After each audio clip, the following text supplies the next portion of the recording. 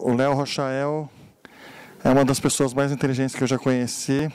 E eu tenho orgulho de dizer que eu falei para ele que Python era legal e ele concordou. E ele Bom, enfim, é isso aí. Ele é formado em computação na USP. Ele estava fazendo um mestrado quando eu chamei ele para trabalhar comigo, então eu lamento que talvez eu tenha ajudado ele a não terminar esse mestrado, quem sabe um dia. E hoje eu sei que ele trabalha com uma coisa muito massa, que é a teoria de restrições e tal. Não sei se pode falar, pode? Não? Pode. Enfim, e aí é isso aí. Take it away. Obrigado, Lu. Pode.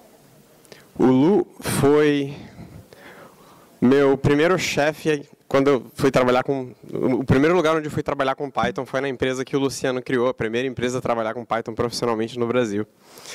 E eu devo muito ao Luciano de toda a minha carreira até aqui. Deixa eu configurar aqui.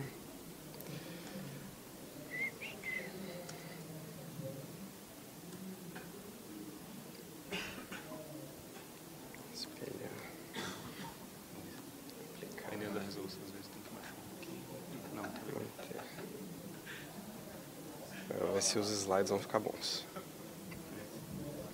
Legal.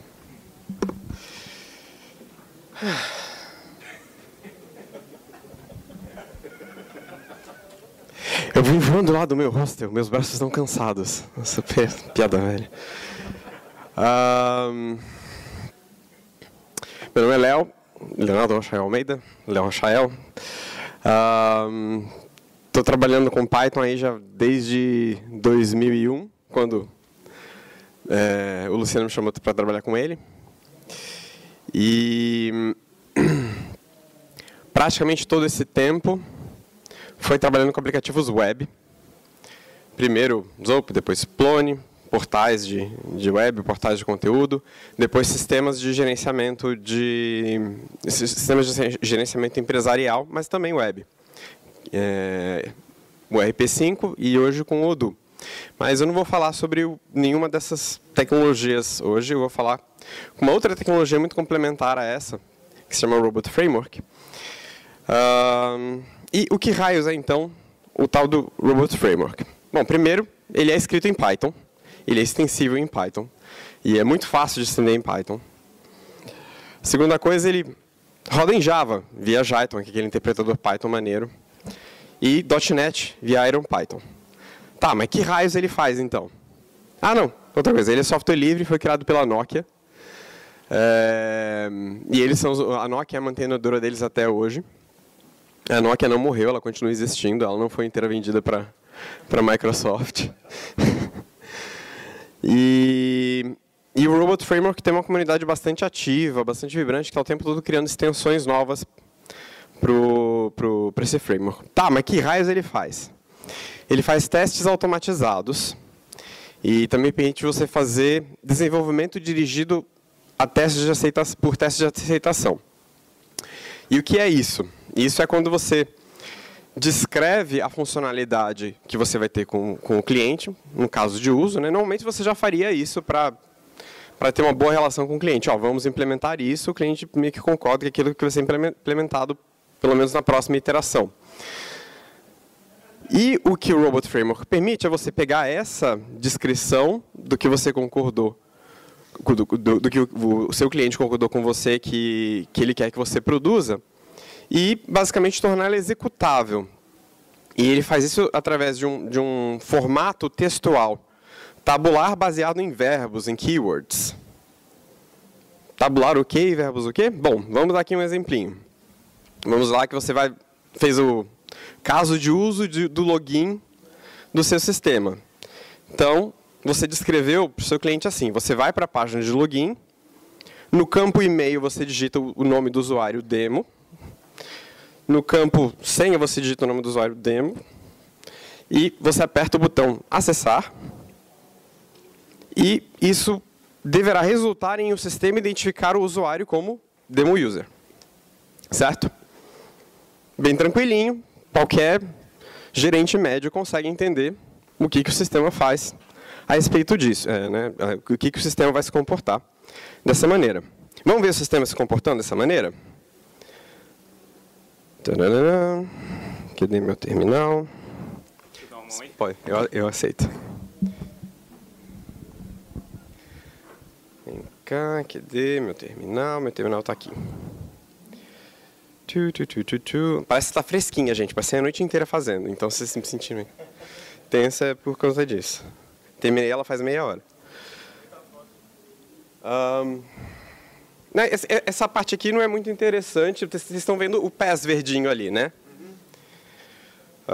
Então, vamos lá. Lembra aqui que vocês viram... Opa! Aqui. Login válido é o nome do caso de uso, certo? Boa ideia, vamos aumentar a fonte aqui. Está vendo aqui? Robot -v speed igual a 0.5. Deixa eu apagar essa speed aqui, vai. Robot -t login válido. Index.rst.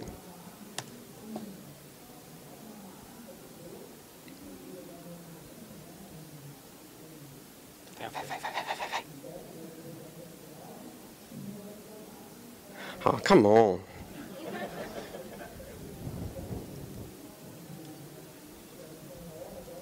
Tá rodando ainda, supostamente.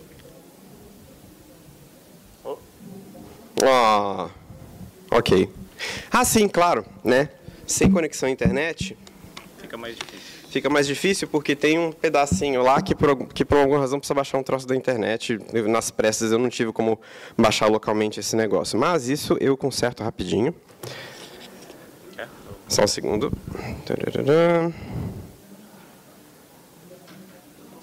Ok.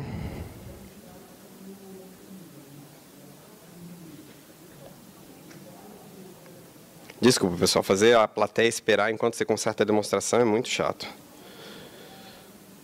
Mas vamos lá.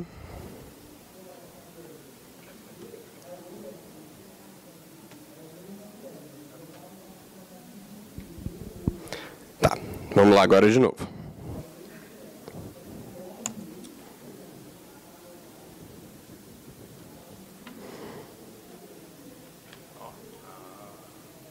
Tcharam! Por que ele falhou? Enfim.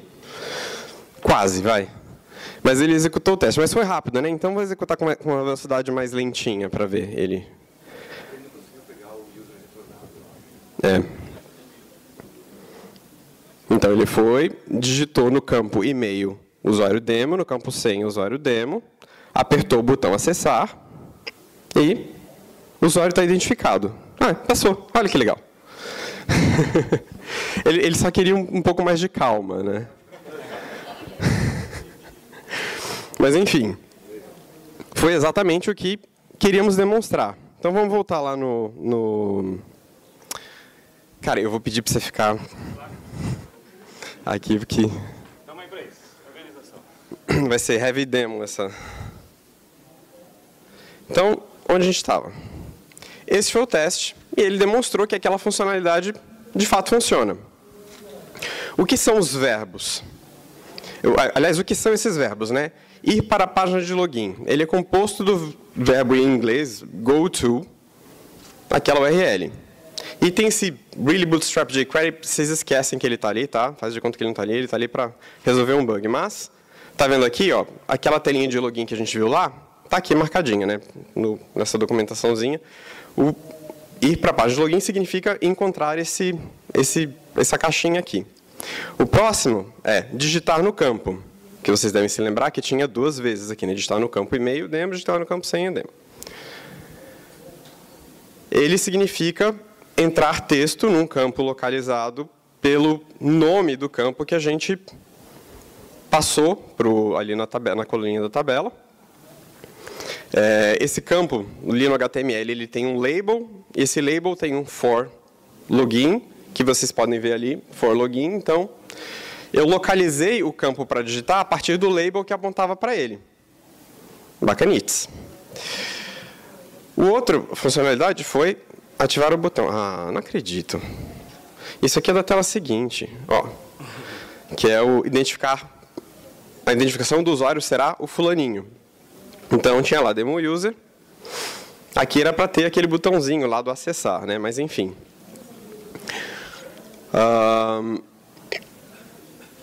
Vocês gostaram das caixinhas bonitinhas, demonstrando cada pedacinho? Então, o mesmo sistema que foi lá e pilotou o browser, também tirou essas fotinhas para mim, porque eu não ia ficar lá no Paint desenhando essas caixinhas, né? Como é que ele faz isso?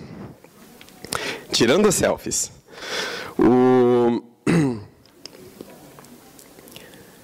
Na verdade, tem um outro caso de uso aqui atrás. Deixa eu ver.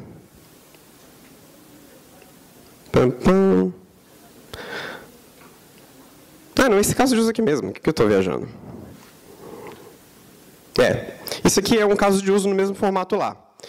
Tabular, né? No outro formato, vocês viram que tinha uns pipezinhos separando as várias colunas. Esse é um dos formatos possíveis do Robot Framework. O outro formato é ele assumir que, se você deixou mais de 4 espaços entre um grupo de palavras, aquilo também é uma outra célula. Então, aqui a gente tem um outro test case, que é tirar o screenshot da tela de login. Eu localizei a tela de login a partir das características do HTML e coloquei um point note nele, que é aquele point note aqui. Da mesma maneira, o campo e-mail é só notinha. Eu procurei o campo que internamente se chama login, coloquei uma notinha nele e capturei o pedacinho que Capture and Crop Page Screenshots, que está ali no final. E eu vou desligar o Telegram, porque ele está atrapalhando muito. Daqui a pouco vai aparecer um subindo assim, né? Que palestra chata desse cara. O Capture and Crop Page Screenshot, você justamente fala para ele, ó, envolve esses carinhas aqui e tira o screenshot que envolve esses caras. E que caras são esses? O label, o próprio campo e as caixinhas que apontavam para eles, né? Vocês lembram aqui?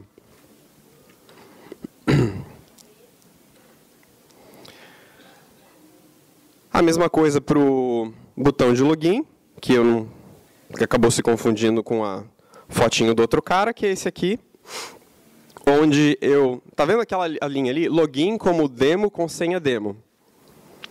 Isso aqui, vocês não viram antes, mas isso aqui significa também que você pode não só passar parâmetros para as palavras-chave através de colunas adicionais, como você pode embutir os parâmetros para as palavras-chave dentro do seu próprio verbo. Oi? Dentro do seu próprio verbo. Como é que ele fez isso? Eu vou mostrar para vocês. Ó, tá aqui. Login como keywords é o cabeçalho que você coloca para definir uma nova palavra-chave dessas. E você pode embutir os parâmetros no meio da palavra-chave e você utiliza eles na hora de executar os comandos embaixo, naquele formatinho tabular. E os outros comandos? Aquele clicar no botão isso em inglês, o selecionar pelo CSS, o botão aquilo, eles vieram de outras bibliotecas, a Selenium to Library e a Selenium to Screenshots, que são escritas em Python. Então, por exemplo, o Open Browser vem do Selenium to Library. E que tem muitas outras coisas para você selecionar, tratar eventos, esperar na página até que apareça alguma coisa, como no caso, ele espera na página até que apareça a identificação do cara ali no canto superior direito. Então, você pode escrever tanto no próprio Selenium, novas palavras-chave, como em Python, as coisas que no Selenium ficam mais complicadas, ou que você precisa de acessar bibliotecas externas efetivamente para fazer.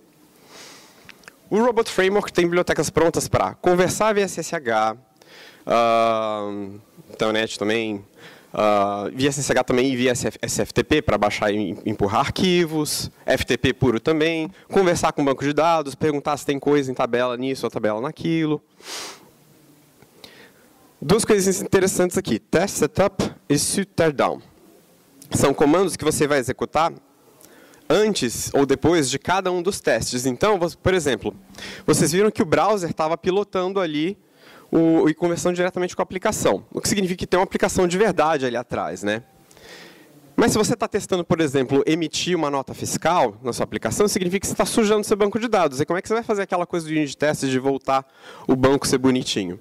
Mais simples, você cria uma keyword dessas de configuração, na qual você clona o seu banco de dados virgem a cada teste, faz os seus testes e depois apaga aquele banco de dados clonado e volta para o original. No Postgres você consegue fazer isso muito rápido com o comando de clonar a partir de um template. O que mais? Isso aqui são os comandinhos para consertar um bug que, tipo, no meio hoje de manhã cedo, eu, desesperado, tentando entender por que uma coisa não funcionava, descobri um bug no meio de uma das bibliotecas e tive que consertar. Mas aí vocês viram todos esses comandinhos aqui, né? Poxa, eu tive o cuidado de copiar e colar dos meus testes para aqui no slide para ficar bonitinho. Na verdade, não. Isso aqui foi gerado via Sphinx. Quem aqui conhece o Sphinx? Sphinx, para quem não conhece, é uma ferramenta de escrevendo textos em Restricted Text, que é um formato de texto puro à la Markdown. Você pode escrever estruturas inteiras e até livros inteiros. E, através de temas no Sphinx, você não só escreve textos compridos, como você também consegue escrever slides. Por exemplo, todas essas coisas aqui estão abertas no meu editor de texto Atom aqui. Deixa eu fechar esse aqui para ficar mais larguinho e aumentar a fonte.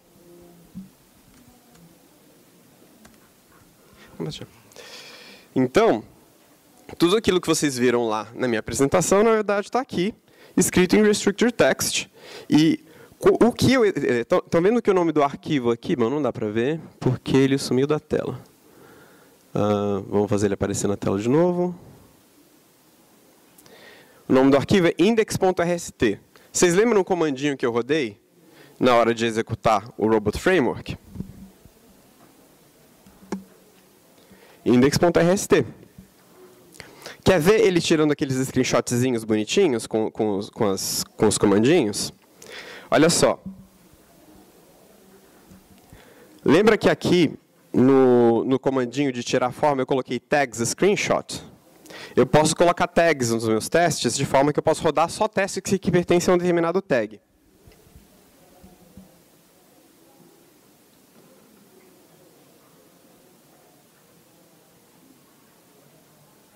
Então, vamos rodar todos os testes com a tag screenshot, mas vamos fazê-los rodar mais devagarinho, né?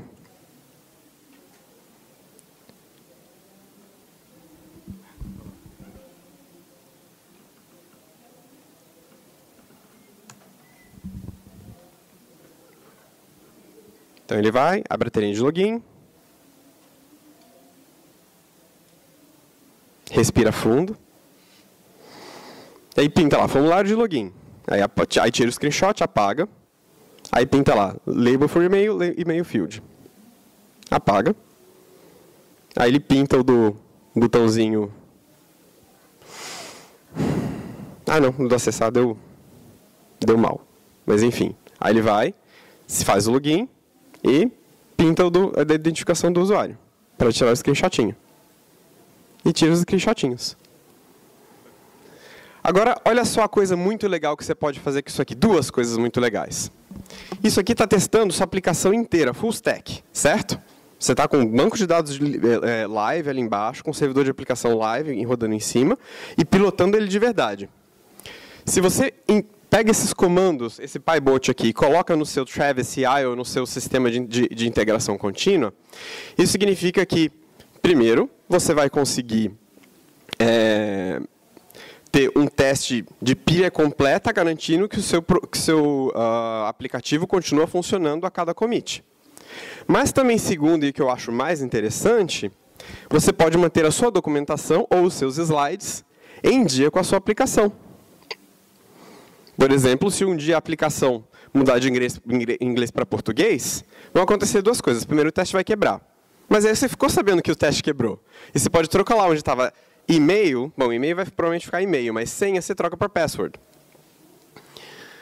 E você automaticamente, só por rodar esse testinho, repopula os seus screenshots para eles baterem com a nova interface. Olha que muito legal. Então, nós temos agora 2 minutos e 35. O meu amigo Miléo vai mostrar, não vai mostrar porque não tem o cabo VGA, é isso? Você não tem cabo VGA, né? Ah, tem um adaptador ali. Ele vai mostrar, por exemplo, como é que é a carinha dos arquivos Travis CI que você coloca para recompilar automaticamente a sua documentação e aproveitar e jogar ela para o GitHub Pages, no fim de executar o seu novo commit. Pode.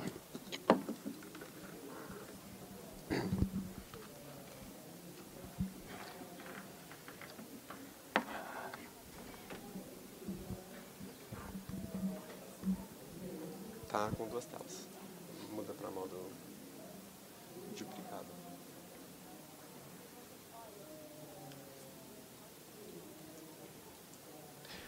Esse aqui é uma demonstração de emitir um pedido, desde ordem de pedido até fatura, até emissão de nota fiscal, utilizando o Odoo.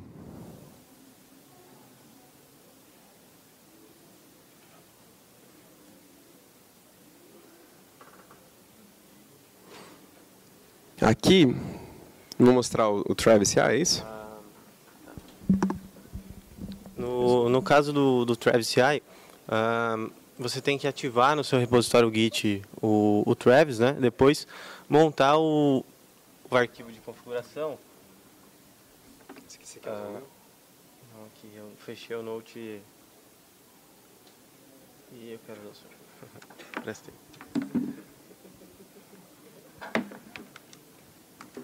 Tem que ativar aqui.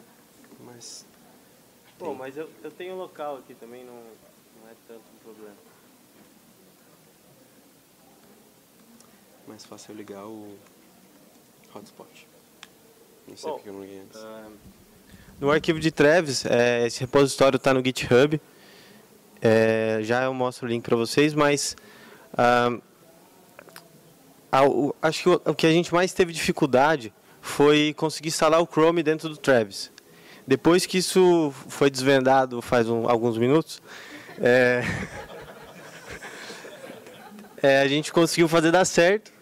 E o mesmo teste que eu acabei de mostrar na minha máquina, aliás, no projetor, ele rodou parcialmente aqui no Travis, que deu um erro de configuração. Eu vou chegar lá na parte do robot. Então, vocês podem ver que houve um login válido e mais para baixo aqui ele conseguiu, na hora de criar a venda, faltou um elemento de configuração, mas ele estava chegando lá. E, bom, esse Travis, né,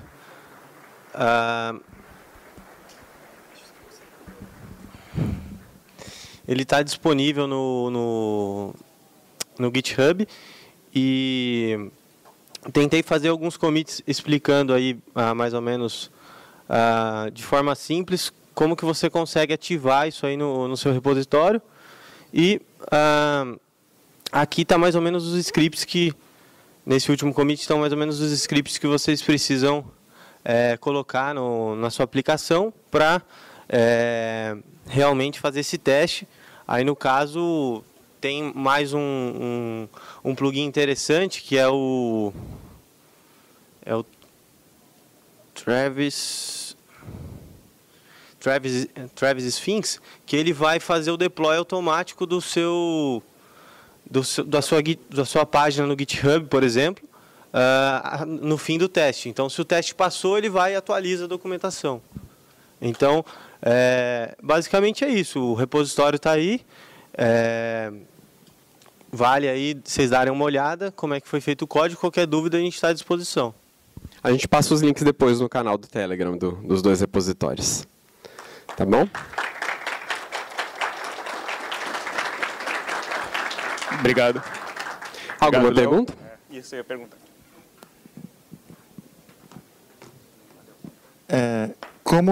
Obrigado, foi ótima essa apresentação, legal conhecer esse Robot Framework.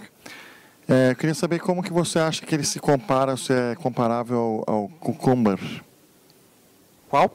Cucumber. Ele também tem o esqueminha de você colocar palavrinhas when, then, etc., que ele arranca fora do começo dos sistemas. Eu acho que ele faz tão bem quanto. A principal vantagem do Robot que eu vejo é que tem uma quantidade grande de bibliotecas prontas para você fazer coisas full stack gigantescas sem você ter que implementar as bibliotecas por baixo.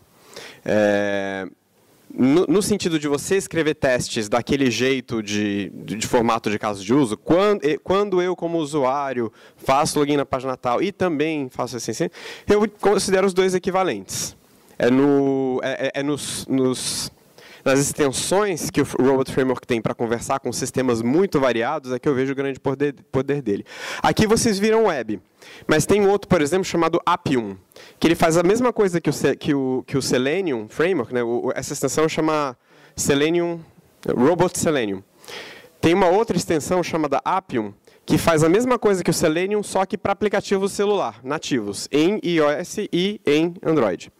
Então, é muito bom você ter essa questão de você ter a sua pilha inteira para testar e você testa ela de uma maneira que é legível para todos os stakeholders, todas as pessoas que vão aprovar ou desaprovar aquele caso de uso. E, junto com isso, a possibilidade de você pegar esses mesmos casos de uso, embutir no documento REST e cuspir toda uma documentação Sphinx prontinha, que pode ser desde uma apresentação, como eu fiz aqui, como um livro inteiro, ou simplesmente documentação na sua intranet. Opa, boa tarde, cara. Obrigado pela palestra. Foi bem interessante. Eu trabalho como QA faz uns 3 meses. E, apesar de ser pythonista há uns 5 anos, a solução que a gente está usando agora é em Ruby, lá com o Cucumber e tal. Porque a gente chegou a fazer uma POC usando o Behave, o Lettuce e o Splinter lá, só que acho que a gente teve alguns problemas no Windows, porque ele não interpretava direito o texto em português e tal, e isso era uma prerrogativa lá para a gente trabalhar. E o Windows também é outra, né? Aí, sim, só um comparativo, porque acho que a gente não encontrou esse Robot Framework lá, e talvez tenha sido por isso que a gente continuou, pivotou para o Ruby, né? A minha primeira pergunta, eu posso fazer 2? Tá. Se você fizer elas rápido, porque eu acho que o povo está com pressa. A primeira pergunta é se é só o RSD que eu posso usar para montar as especificações. E a outra é se lá no Travis está usando o XVFB, o Frame Buffer lá virtual para poder... Tá. Primeira pergunta, se REST é o único formato texto que ele aceita. Ele trabalha com 4 formatos. O primeiro é HTML com as tabelas dentro do HTML. Como é que ele sabe, quando ele olha para uma tabela, que aquela é uma tabela dele ou não? Pela primeira palavra-chave da primeira célula. Se é, tipo, asterisco, o nome que ele reconhece, asterisco, ou, tipo, vários asteriscos, o nome que ele reconhece, vários asteriscos. Na verdade, simplesmente, tendo um asterisco e um nome que ele reconhece na primeira célula, ele entende que aquela tabela inteira pertence a ele. E que nomes ele reconhece? É o que eu mostrei lá. Keywords, variables e settings. E tem uma quarta também. E test case. E todos os 4 formatos são intercambiáveis. Você pode misturar todos eles no meio do seu diretório. E você manda o PyBot, inclusive você pode mandar ele rodar um diretório inteiro. E aí o que ele faz? Ele pega os arquivos dunder.init, dunder.robot ou dunder.init.html e lá ele assume que tem setups e teardowns para aquele diretório inteiro. E você pode fazer isso para subdiretórios e subdiretórios. Então você pode criar uma estrutura em camadas de setups e teardowns na sua estrutura de diretórios, com arquivos dunder.init.html, .robot ou .rst. E .tsv. O outro formato é o Tab Separated Values, que você edita no Excel ou no LibreOffice e manda salvar com separação por tab. Então, são esses formatos, o RST, Ele tem um formato texto puro que é, se ele não encontrou separadores de tabela, ele assume que ele ignora as linhas, que é o que o pessoal chama de formato .robot, o HTML e o TSV, são esses 4 formatos. A outra pergunta sua era... Sim. No caso, aquele foi montado com XVFB, mas você também pode rodar com Phantom, que é um browser headless. E aí você, com o XVFB ou com o XVNC, você consegue rodar o Firefox e o Chrome no seu servidor. É só contribuindo com a questão do formato do Cucumber, o robot, de definição, ele já ignora as primeiras palavras. Então, se você colocar given, ele sabe que está nesse formato, ele só considera o que está depois do given como o resto da frase, vai montar a documentação do mesmo jeito. Aí fica igualzinho. É só uma pena que ele não sabe interpretar isso ainda em português, então o teste fica em inglês se você fizer isso. Do jeito que eu mostrei, onde você constrói a palavra-chave inteira, você pode fazer a palavra-chave inteira do jeito que você quiser, mas aí você teria que embutir o dado que na sua frase. Um outro ponto na biblioteca do Selenium, não sei se vocês tiveram problemas, mas eu tenho frequentemente a questão de... Quando eu tenho alguma sincronização, por exemplo, você mostrou ali na página da Ajax, você deixou um tempo maior para ele poder carregar o nome do usuário e passar o teste. Quando você usa palavras que tenham espera, ele geralmente, algumas delas ele está quebrando, assim. E como vocês estão resolvendo isso, se vocês resolvem isso de alguma forma? Olha, a questão de Ajax, e inclusive aquela palavrinha do nome do cara aparecendo ali, pode não estar presente inicialmente na página, é que é o seguinte, o Selenium tem palavras-chave do tipo, espere até que apareça o elemento com essa característica, com esse ID ou com esse seletor CSS.